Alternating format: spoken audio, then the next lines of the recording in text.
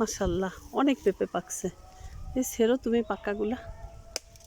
মাশাল্লাহ আমি তো একটা ছিটতে চাইছিলাম। মাশাল্লাহ আলহামদুলিল্লাহ আজকে আবার গেড়ে আসছি।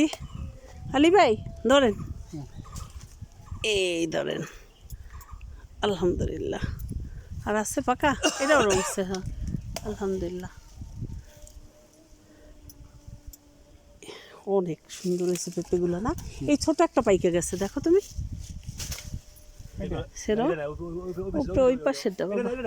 এই যে এই যে এই যে এই যে এইটা এইটা এইটা পাকছে, এইটা হ্যাঁ এইটা এইটা পাকছে। বিসমিল্লাহ অনেকগুলো হয়েছে না।